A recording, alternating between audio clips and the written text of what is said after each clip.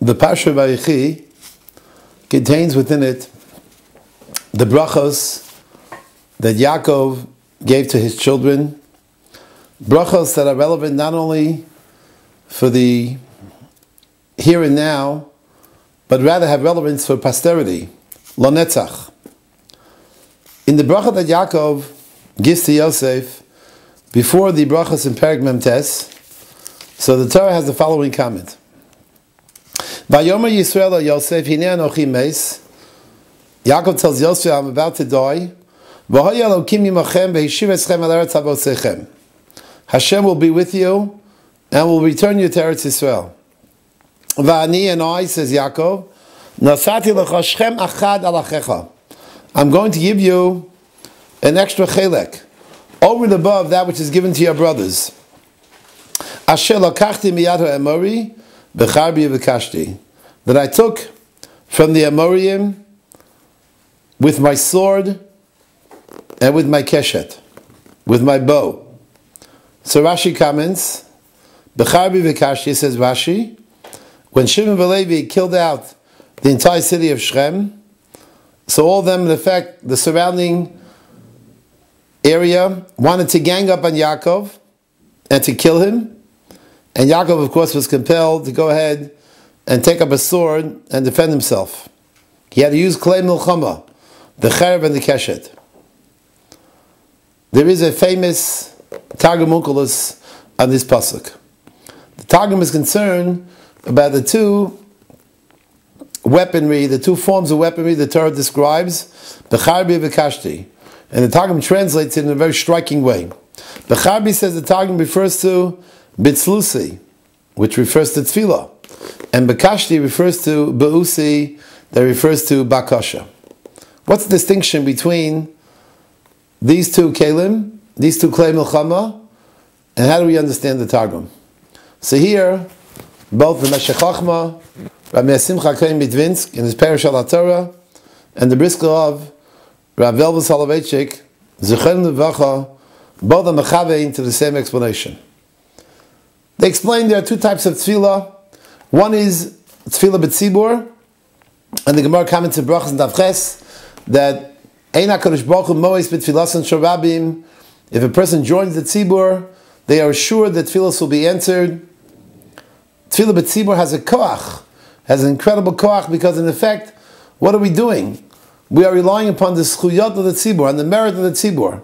We're not relying on our own individual merit, but rather, we are tole on the schus tzibur. And there's a haftacha that the tzibur, their prayers will always be answered. Mashenkein, when a person davens b'yechidus, he davens as an individual, he does not have that kind of assurance.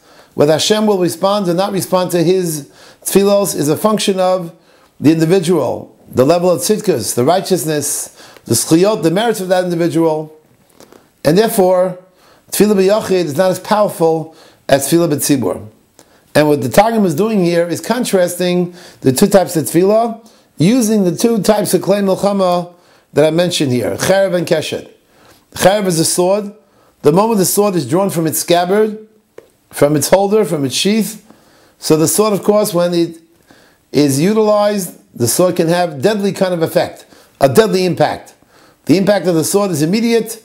The impact of the sword is, Rachman al-Itzlan, fatal. A cherev, it's drawn, and right away it has the desired impact. Mashenkin, a keshet, a bow, that really depends on how taut, how matuach. The bow, of course, an arrow, depending on the extent that a person could render it taut, and the tighter it is, the greater the metach, and the greater the metach, the greater the effect, the impact of the keshet. So the Targum is telling us, say both Rabbi Simcha Kohen Midvinsk, the Meshech Chochma, and the brisker of Rabbi Soloveitchik, that there's a fundamental distinction between tefillah b'tzibur and tefillah b'yachid.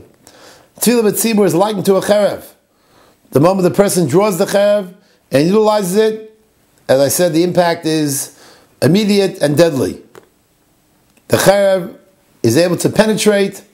The cherev is able to have the effect that I want it to have.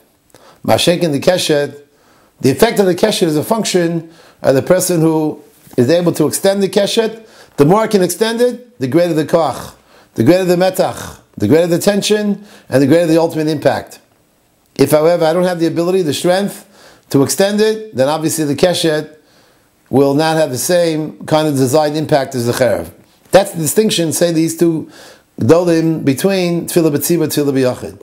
Therefore, it is critical for a person to be mishtadeh b'tfilason shel tzibur, hein kel kabir lo yimas, ein HaKadosh Baruch Hu mois b'tfilason shel rabim. The schusim of a tzibur are absolutely powerful. And the Rebbeinu Shalom is going to respond to the tefillas of a tzibur, and that is represented by the cherev, which has the desired effect immediately. The Torah says in Vayechi, when it speaks about the unique qualities of Klal Yisrael, one of them is that mi goy godol asher lo chukim mishpatim tzadikim, we have ethical and moral chukim, but the second is mi goy godol asher lo elokim krovim elav kashem elokeinu b'chol kareinu elav, that refers to tefillah b'tzibur.